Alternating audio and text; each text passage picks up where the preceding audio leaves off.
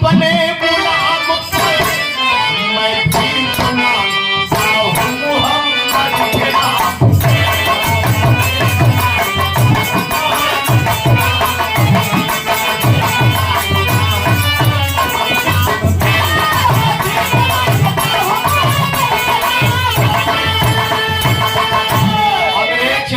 देश का विभाजन हो गया। विभाजन होने के बाद हमारी एकता, हमारी अखंडता, हमारी धर्मनिरपेक्षता में कहीं न कहीं दाग लग गया। भाग जा पागे पागे, ना तेरा गुजारा, ना तेरा गुजारा, हम ही सिपाही कश्मीर हमारा।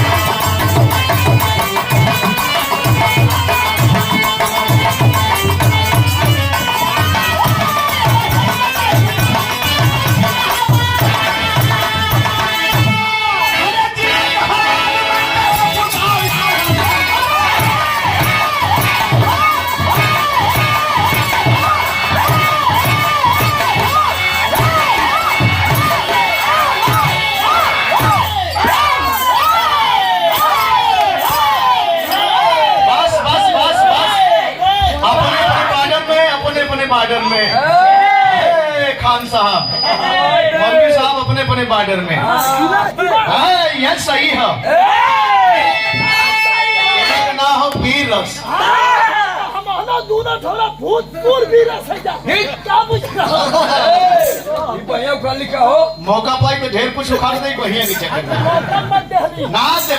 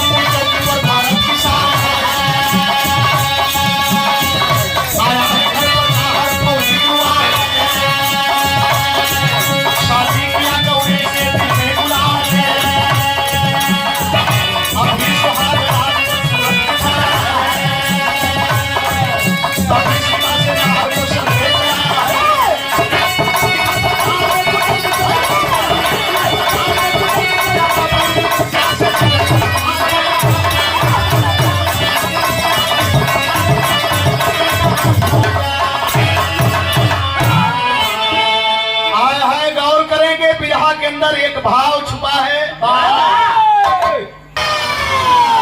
आया है शमशेर सिंह का बेटा हिम्मत सिंह, फौज में भर्ती हुआ। और जब फौज में भर्ती हुआ, फौज में जब भर्ती हुआ, घरे अइले छुट्टी पर, बिरादरी के लोग लाइन लगा दिलन। अब कहिया बियाह करवा, बढ़िया परिवार, बढ़िया लड़की देख के शादी भी हो गई। दुल्हन जब घरे में अली, अपने ससुराल में अली, माई बहन देख देख के फूले न समाये। वास्तव में सिपाही बड़ी सुघर दुल्हन पौलस की, पड़की अखिया वाली है की, लगत है बम्बई का हीरोइन भी आया है। मेरे बाबूजी सिपाही सुन सुन के बड़ा खुश हुए कि हमार मेहरारू बड़ी बढ़िया है। लेकिन अब ही सुहाग रात के समय ना आई। आए हर संगी साथी लगले आपस में मौज ले आया है। कहा बड़ा बॉर्डर देखेला, आजो बॉर्डर है देखे के। यह बिरहा के मान साहब सिंगार है, ये सिंगार है। लेकिन ध्यान देंगे, आया है तब तक एक डाकिया लेटर थमाया, और लेटर को जब जवान पढ़ा तो लिखा है कि जवान आपकी छुट्टी निरस्त की जाती है, भारत माँ खतरे में है, आप सरहद पर आ जाए जल्दी। भैया नौजवान सुहाग रात मनाओ, अपने दुल्हन के पास गई है। बाहर बिटिया रानी दौड़ के पैर पकड़ ली। जब पैर पकड़ ली तो कहला क्या रतिये भर रहा। लेकिन एक लाइन संकेत था, कैसन संकेत था?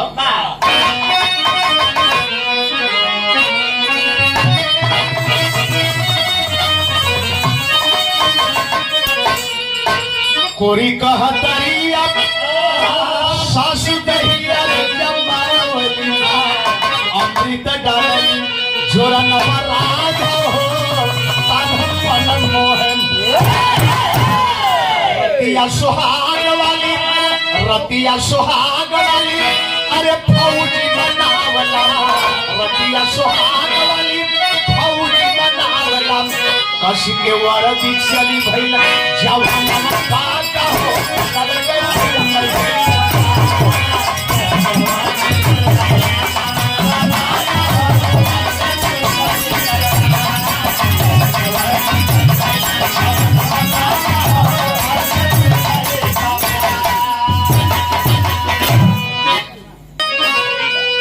कई गौरी उतारी रतिया हमारा संगीत की धरातिया कपाटिया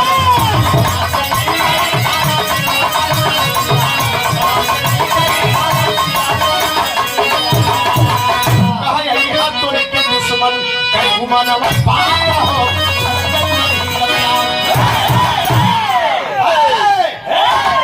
सुबह में एकाएक जब आरती करती है तिलक लगाती है परिवार के लोग जाने कल ही आई आज विदा करती है भाई क्या बात है आज जब हकीकत को लोग जाने तो बधाई देते हैं शाबाश बेटा जाए अपने रास्ते पर कामयाब होगा सफल हो गया बाप नौजवान चल दिया आज जब नौजवान चल दिया अपने हेड क्वार्टर जाता है तो भाव लिखल गल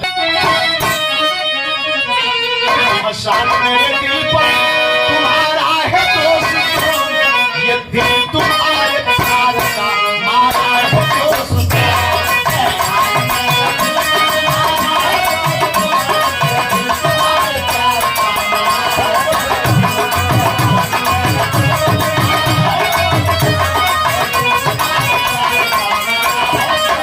ये हमारा राम नवाज राम हेड क्वार्टर ले ऊंचाई आया है हेड क्वार्टर ले ऊंचाई वर्दी बदन के शेष का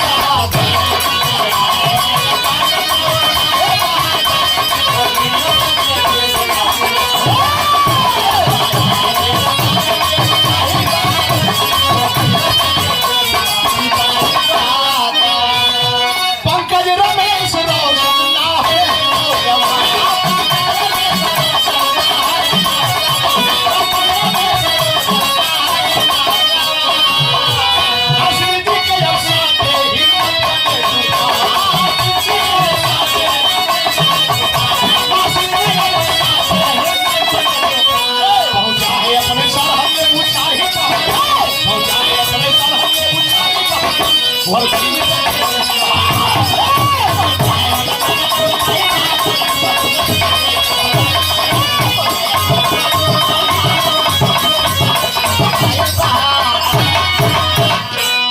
क्वार्टर से जवानों की ड्यूटी लगाई जा रही है 6 जवानों की टुकड़ी में उनको भेजा जा रहा है लैस करके भेजा जा रहा है जब सरहद पर पहुंचते हैं जवान चाहे चीन का गलवान घाटी हो चाहे पाकिस्तान की कारगिल घाटी हो दुश्मन बड़े ऊंचाई पर यही कष्ट होता है कि हम लोग धोखा खा जाते हैं जवान वहां पहुंचते हैं देख रहे हैं क्या देख रहे हैं एक लाइन गीत का राजा कैसन गीत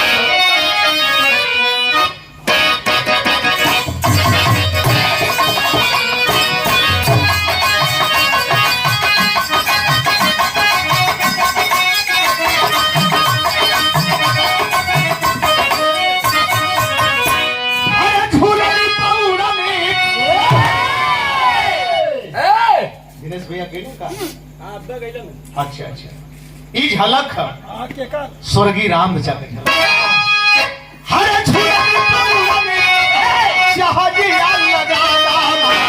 हमारे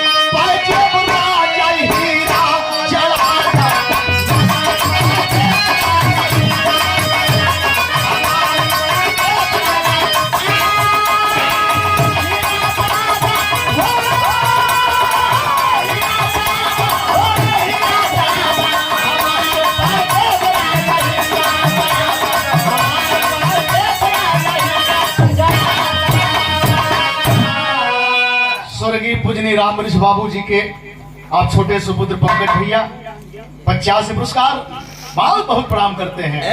लेकिन जवान देखे क्या, अरे उठा ले हलन, उठा ले हलन, तीर बारूद क्या खोला।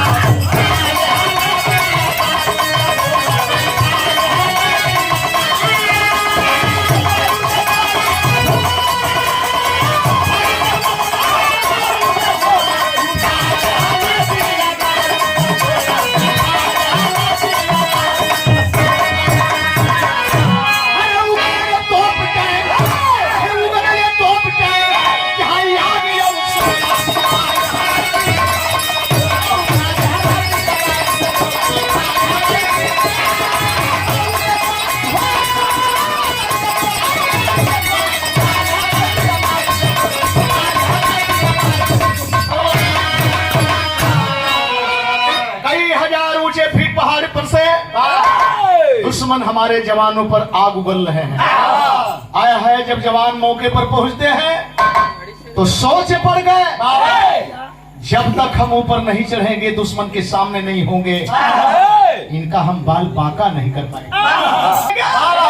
दुश्मन के सामने नहीं होंगे, हम इनका कुछ कर नहीं सकते। लेकिन चढ़ने के लिए हमको दिन में नहीं, रात में ही चाहिए। रात में जब जब लड़ाई हुई है, हमारे जवान रात में पहाड़ी पर चढ़े हैं, और उस बीच में कितना मारे गए, कितना बचे, कितना मारे। लेकिन जवान उस समय करते क्या है, क्या बात है, बाप यहाँ में भाई।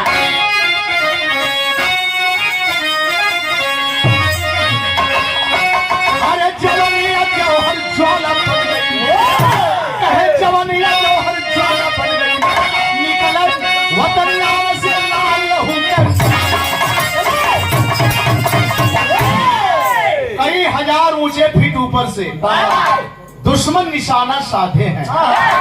देखे हैं 4 जवानों को जो पीठ पर गोला बांधे हैं, दुश्मन की गोली निकल पड़ी, माता की ममता सिहर उठी, 4 जवानों की लाश खूनों के अंदर लथर उठी। 2 जवान हो गए लुप्त, 2 जवान हो गए लुप्त, ना इनका अब कुछ पता चला। 7 दिन तक हुई खोजाई गम में भारती वीर भला।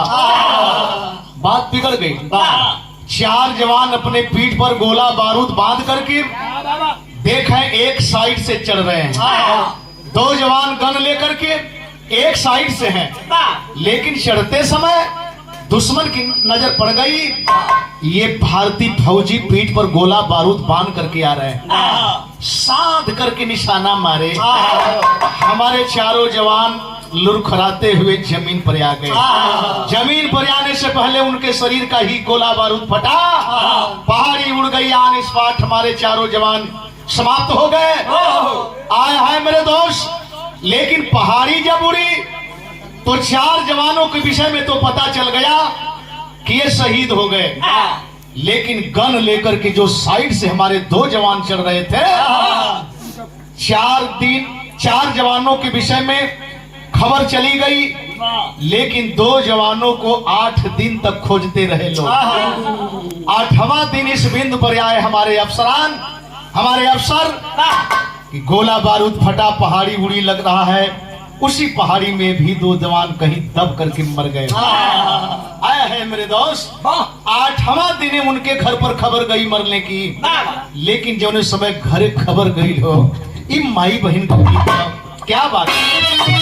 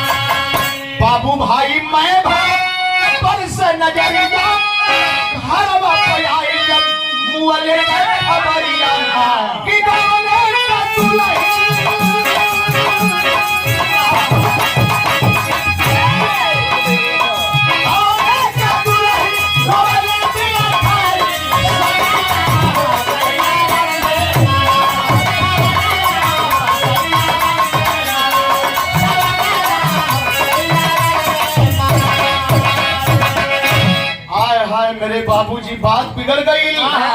परिवार के लोग जब इस बात को सुने हाहाकार मच गया। क्षेत्र की जनता दरवाजे पर पहुंच करके हाय हाय कर रही है, कहो सिपाही शहीद हो गई है, सिपाही शहीद हो गई है। माई बेटवा बदे, भाई भाई बदे, बहन भाई बदे, बाप बेटा बदे, लेकिन वो दुल्हन का स्थिति है मेरे दोस्त, दातवा लग जाए, बेहोश हो जा, पानी छिड़क के लोग होश में लिया हुए। जमाना ताके भगवान हेकर कैसे बीती मानी। जय हिंद का नारा लगत है, अमर नाम नारा लगत है, लेकिन जब ओकरी पर नजर जाए तो शायद कलेजा मुंह के आ जाए। अच्छा तो 1 दिन 2 दिन 3 दिन 4 दिन तक परिवार में इस माहौल में बीता। जमाती ने परिवार में ही परिवर्तन आ गया। जानते हैं कैसा परिवर्तन आ गया? यही लोगों का गीत है।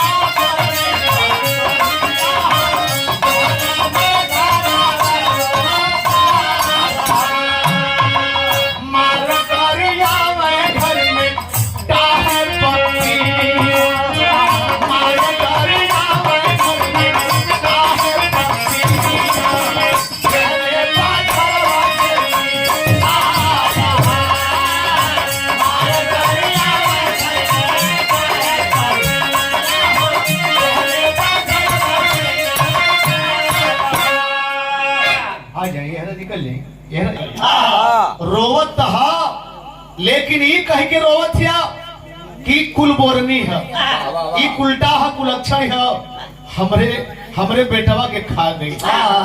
शादी विवाह के बीच में किसी प्रकार की कोई गड़बड़ी बढ़िया भैया बढ़िया का खोजत हुआ तो नंगे पांव वहां से चल देती है मेरे दास।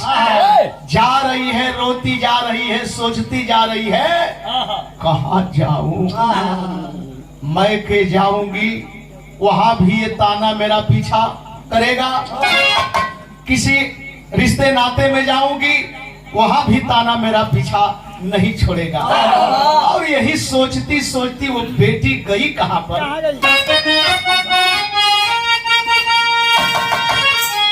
कि उधमपुर में पहुंचे। अरे बुढ़िया मैया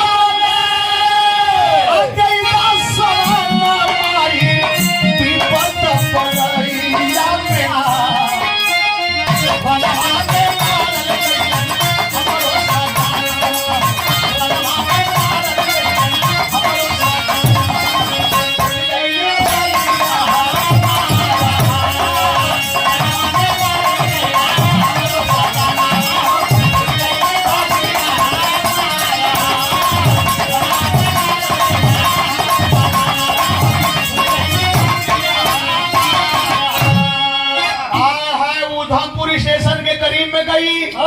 वहां देखती क्या है कि तमाम झुग्गी झोपड़ी लगा के गरीब तबके अपना जीवन यापन कर रहे हैं। कोई बांस डलिया बीन करके, कोई पत्थर चकिया बना करके, कोई खर खिलौना बेच कर, कोई भीख मांग करके, लेकिन छोटी छोटी झोपड़ी है, झुग्गी है। एक झोपड़ी के करीब में पहुंचती है, एक बुढ़िया निकलती है, बुढ़िया को देखकर बोली, माँ प्यास लगी है माँ, वाह वाह वाह। पानी पिला दे माँ, पानी पिला दे। दौड़ करके बुढ़िया गई घर में, बटुए से पानी लाती है और 2 घोंट पीती है।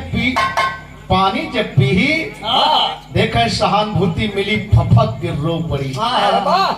बुढ़िया आंसू अपनी भी पोंछ रही है, उसकी भी आंसू पोंछ रही है, लेकिन रोते रोते बुढ़िया सुनी कि मेरा पति शहीद हो गया और मैं चाहती हूँ कि किसी बस के पहिए के नीचे, किसी रेल के पहिए के नीचे, कुआं में, तालाब में गिर करके अपना जान दे दूं माँ। बुढ़िया डांट करके बोली कि रे पगली, अब तक तो मैं खुश थी, लेकिन अब मैं दुखित हूँ। जानती है क्यों? तुम्हारा पति शहीद हो गया। एक बार सूचना मिली होगी, लोग अमर नाम लेकर के नारा लगाए होंगे, जिंदाबाद इनकलाब कहे होंगे, और तेरे परिवार के लोग तेरे साथ नाइंसाफी कर दिए। ठीक है, लेकिन तू अपने पति के साथ कौन सा इंसाफ करने जा रही है बेटी? अगर खुदकुशी कर लेगी तो क्या तेरे शहीद पति के आत्मा को शांति मिल जाएगी? बहुत बड़ा ठोकर होगा बेटी, बहुत बड़ा ठोकर होगा। बोली माँ फिर जाऊं कहाँ? बुढ़िया है भिखारन, लेकिन हिम्मत देखें। बोली कहीं नहीं जाओगी बेटी, मैं भीख मांग के जीती हूँ और 1 रोटी पाऊंगी। अब अकेले खाती थी ना, अब उसी में हम दोनों खा करके बिता लेंगे।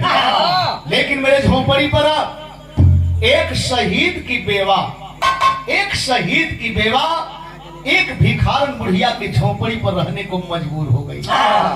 अच्छा तो यहाँ पर दिन बिता रही है, यहाँ की बात यहाँ छोड़े, तनी फिर चले पुनः वहाँ जहाँ से 2 जवानों के विषय में संशय था और लोगों ने संशय में होकर के सूचना दी थी कि वो भी जवान शहीद हो गए होंगे। वो जवान थे, लेकिन पोजीशन क्या था, किस पोजीशन में थे?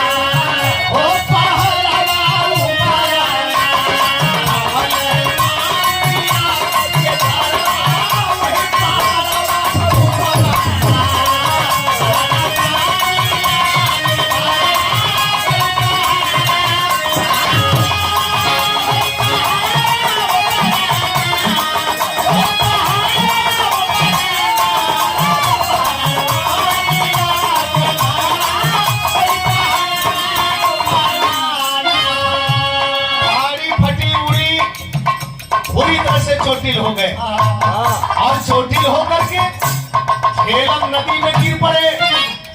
तेज बहाव झेलम नदी का, इसका परिणाम निकला कि बेहोशी हालत में गिरे। अगर होश में गिरते तो पानी पी करके डूब के मर जाते।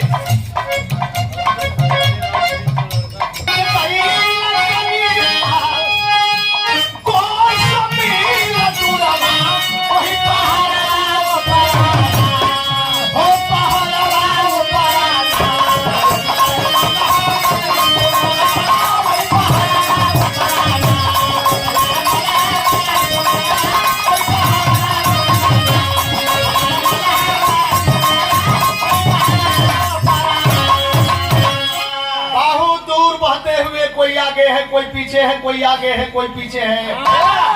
आखिरकार इतना दूर निकल गए। आए है वहां जाने के बाद एक मल्लाह का बेटा, और कौन सा मल्लाह, नैया लगा के खड़ा था। भारत का नहीं है, पाकिस्तान का नहीं है, मामट नाम बताया गया, चीन का मल्लाह। और जब देखा वर्दी में जवानों को इस पोजीशन में, तो मामट सोचने लगा, और सोचता है ये तो वर्दी में जवान हो सकते हैं, ये कहाँ के हैं। आए जैन तर्ज आ गई, गीत आ गई, दादा पंधारी दादा के पंधारी दादा ही गीत गाए थे। काका कहला के एक बहुत कुछ कहला, चौलर कहला, चौलरिया कहला, और चौलरी कहला, लगन बजवा कहला, बहुत कुछ कहला।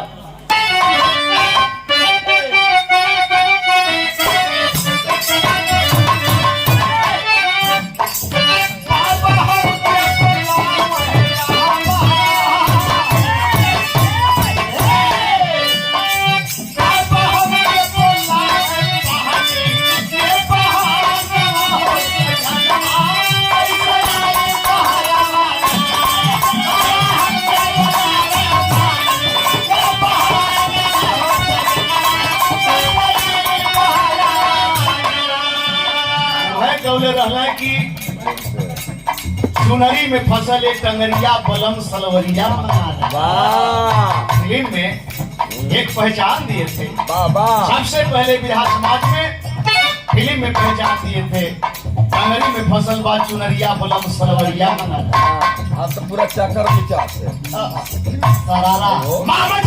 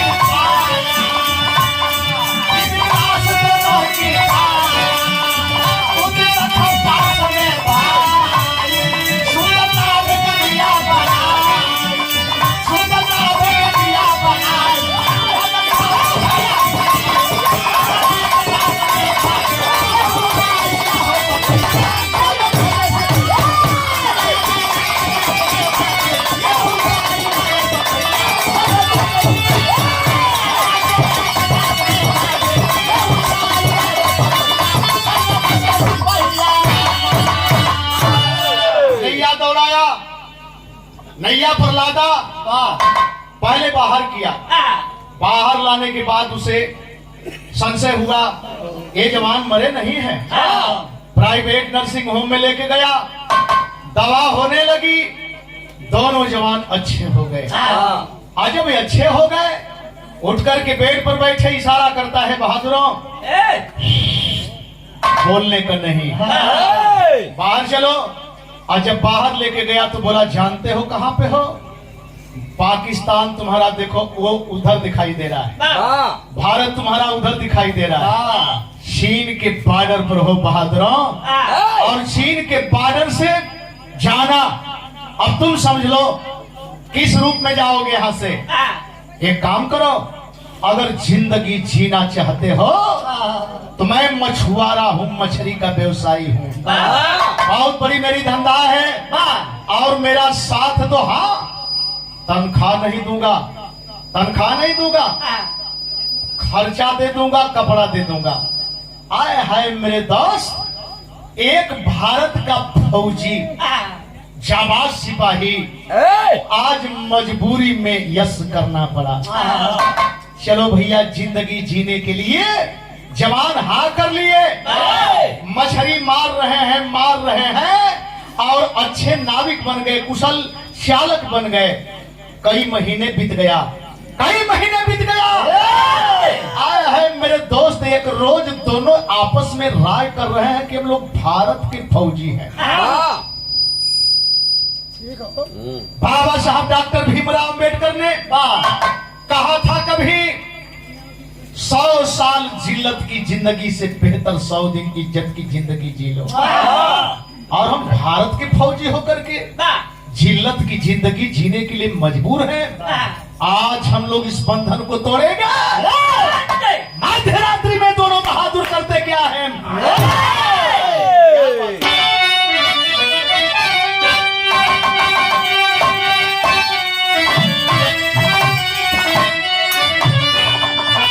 अरे सीमा रेखा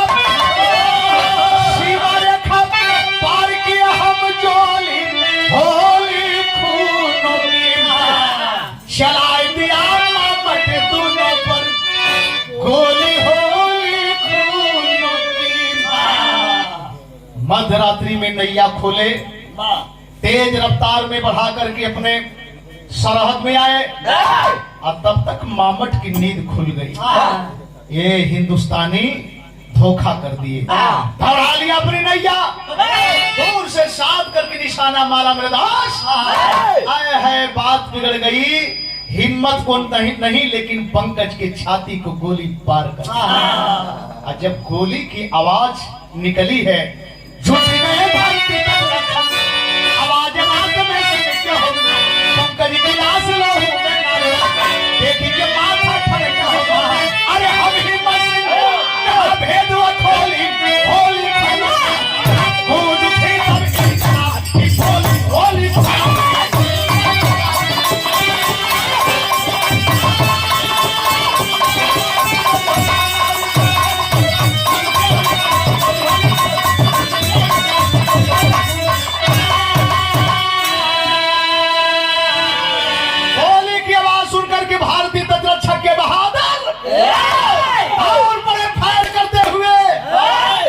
लेकिन जवानों को जब देखे हिम्मत सिंह तो हाथ ऊपर करके बोले जय हिंद।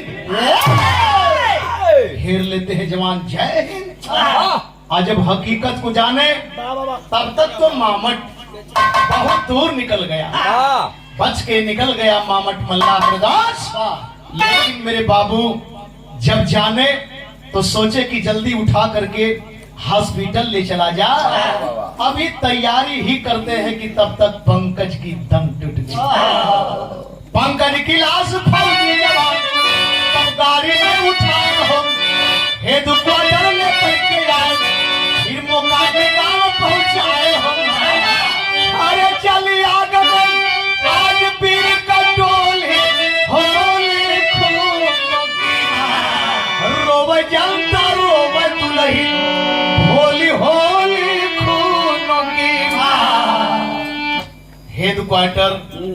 हेडक्वार्टर से फौजी जवान फौजी गाड़ी में मंजूसे में लाश करके पंकज के गांव मुकामी लोग पहुंचाए, साथ में हिम्मत सिंह। लेकिन जब सीता पर रख के मुखाग्नि दी गई, जवान सलामी किए, देखे सीता जला और राख में जब परिवर्तित हुआ। मेरे दोस्त पुनः रिटर्निंग के लिए जवान अपने गाड़ी पर बैठे और गाड़ी पर बैठ करके जब चले उधमपुर स्टेशन के करीब में पहुंचे तो एकाएक हिम्मत सिंह के दिमाग में आया, बोला जवानों यहाँ से मेरा घर कुछ ही दूर है, प्लीज हमको यहीं पर उतार दिया जाए, हम अपने घर किसी साधन से चले जाएंगे। जवान बोले जैसी इच्छा जवान। हिम्मत सिंह को वहीं पर उतार दिया गया। जवान गाड़ी लेकर के चले गए, लेकिन प्लेटफार्म देखे उतर करके जब प्लेटफार्म पहले नंबर के प्लेटफार्म पर पहुंचता है तबले बिरहवे गजब हो गई हो भैया। देखा भइल का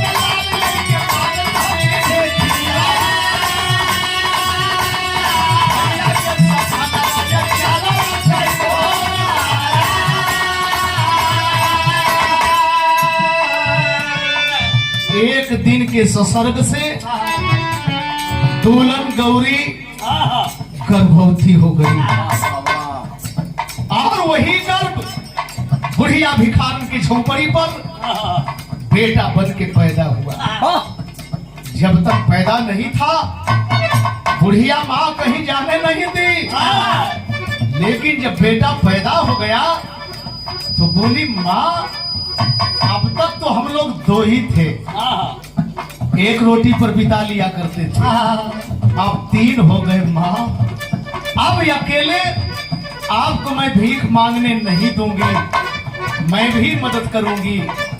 वही बच्चा दवाई है और लोगों के सामने आंचल फैला करके भीख मांगती है। हाय हाय हाय देखे जवान देख रहा है, अभी पलक गिरी ही की, अब तक हुआ क्या? अरे पहुंच गई हिम्मत सिंह के पास में पवरिया।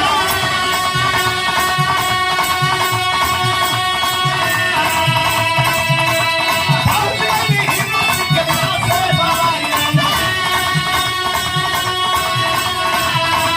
बेटा पूछा बाबू सही हल्ला के दो। अरे बेटा पूछा बाबू सही हल्ला के दो। अरे एक बच्चे हरा मम्मी हरा जवाना। एक बच्चे हरा मम्मी हरा जवाना। अरे शेरा के मना के मारो ही हो।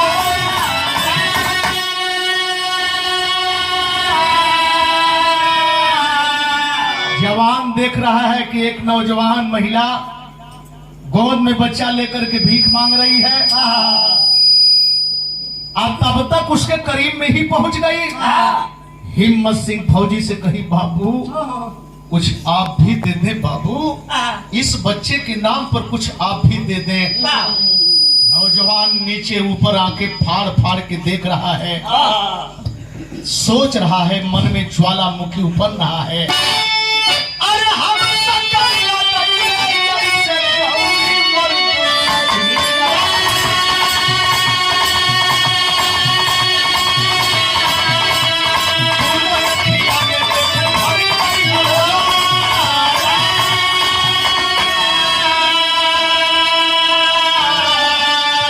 मने मने यही सोच रहा है कि एकदम हमारे गौरी दुल्हन मती लगत है, एकदम गौरी दुल्हन मती लगत है।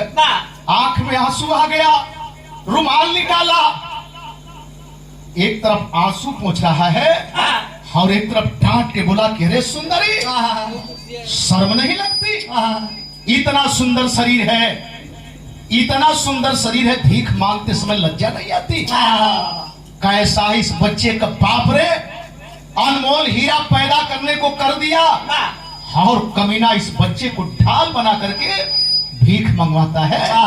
आज जब कल की कैसा है इस बच्चे का बाप कमीना, तो कल ना बाबू ना साहब ना, हमके जौन कहल बने तो कहला साहब, लेकिन हमारे बच्चा के बाप के मत कुछ कहिया साहब, मत कुछ कहिया साहब।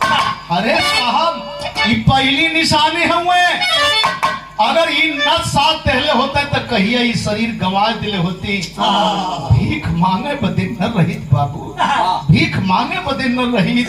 एक बात बताई, कमीना कहला गद्दार कहला साहब, अरे जब जाए लगल ना, अरे तो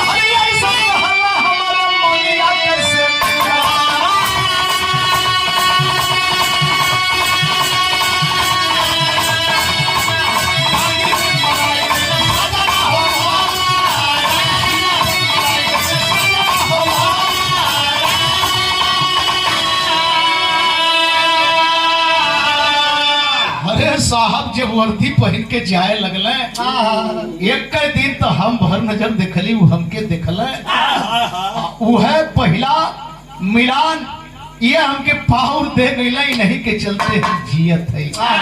लेकिन जब वर्दी पहले ये साहब एकदम तोहर ही मती लगे बाबू, एकदम तोहर ही मती लगे, जवान के पैर से जमीन खिसके लगल।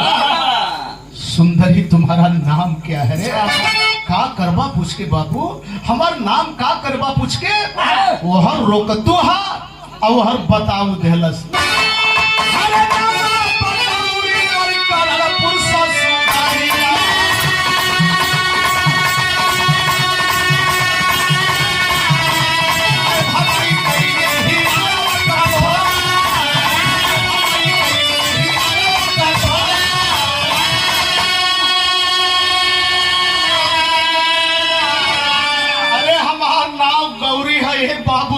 हमार करणपुर ससुराल है नैहर फलाने जगह का करबा जान के बाबू। आ जब ये सुनल कि नाव है गौरी हमार करणपुर ससुराल, अरे रुमलिया फेंक दहलन।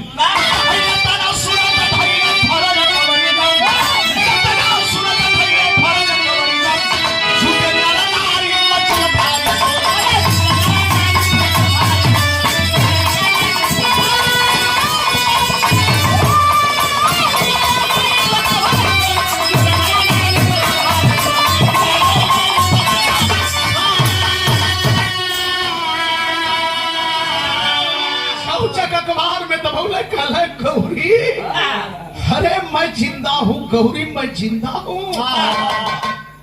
जिस हिम्मत सिंह की बात कर रही है, हिम्मत सिंह तुम्हारे सामने है गौरी। अब तबले तो प्लेटफार्म पर भीड़ जुट गई। दुकानदार अपन अपन दुकान छोड़ के दौड़ले, अपनी में बतियावत हो, एक और आंसू पोछत हुआ, एक और बतियावत हन। कहत रहल गल है, कहत रहल गल है कि भिखारी मती ना लगे। एकर तो आवे भाव अलग रहला, कर तो मंगहू का सहूर ना रहला, पर्दा पर बात आई न गई। आ तबले कुछ मर्द मेहरारू आवाज दे देले, रोवत हो, आंसू पोछत आवाज देले का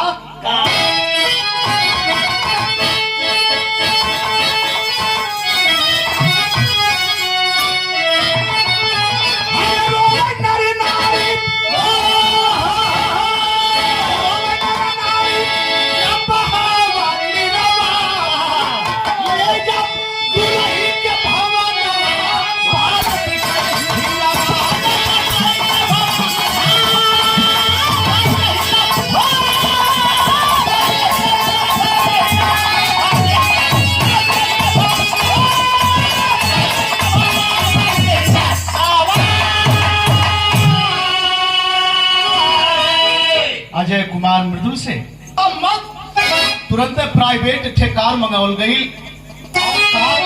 में कहले का अरे दुल्हनिया बेटा लेके आई ले भवनवा, जाके माई मैधा के चूमन चला।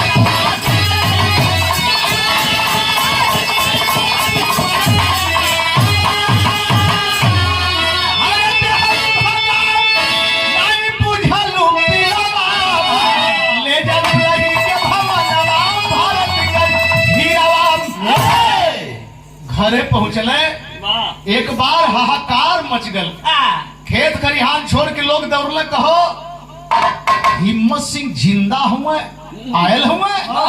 यहाँ दरवाजे पर जब भीड़ लगल, अंदर अपने मतारी का पैर पकड़ ले, अपने बाप का पैर पकड़ ले, माई से कह ले माई हमार माई मर गई तो माई की जगह पर माई बन के अलो, लेकिन परखे ना बोलू तू तो नारी है ना। अगर हम शहीद हो गईली तो ईद भी तुहार बेटी हो। अगर कहीं तुहरे बिटिया के साथ ऐसा भयल हो, खा कर तू माई, खा कर तू।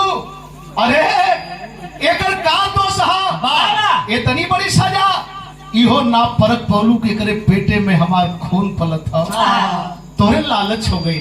एक बात मत बताई माई, एक बात बताई, तो के लालच हो गई तो हम देश का सेवा करीला, हम तोहरो सेवा करीला, हम धन धरती का सेवा करीला, तो से बढ़िया तक कहीं भिखारन मतारी निकल जौन जुग्गी झोपड़ी में रह के भीख मांग के हमरे बीवी बच्चा के जगह दे के जिंदा सही सलामत रखल।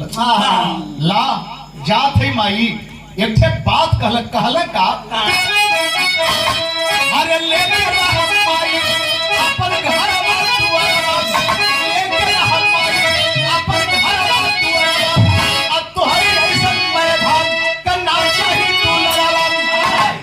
जवान गाड़ी में बैठा और पुनः उधमपुर स्टेशन पर पहुंचा। भिखारन बुढ़िया की झोपड़ी पर पहुंचा, आवाज देता है दूर से माँ बाहर निकल, माँ बाहर निकल, आज के बाद अब तुम भीख नहीं मांगोगी माँ।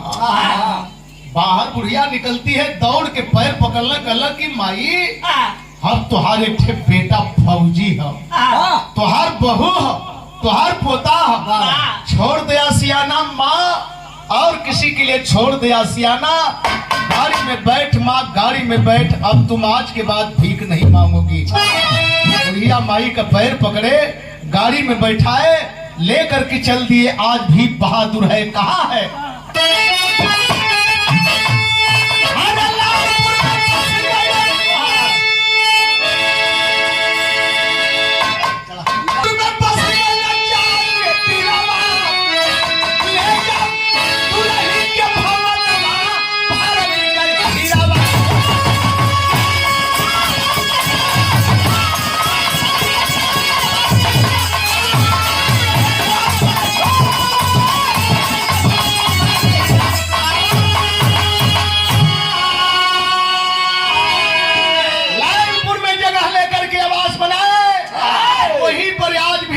माँ को लेकर के हृदय से सटा करके, अच्छा तो आप ही फैसला करें, आप ही फैसला करें कि उस बुढ़िया का कितना बड़ा योगदान है। वो भी एक माँ है, एक माँ वो भी है। गरीब के पास दौलत जरूर ना होले, लेकिन दिल जरूर होला। गुरु बिहारी गुरु गणेश का खत्म हुआ।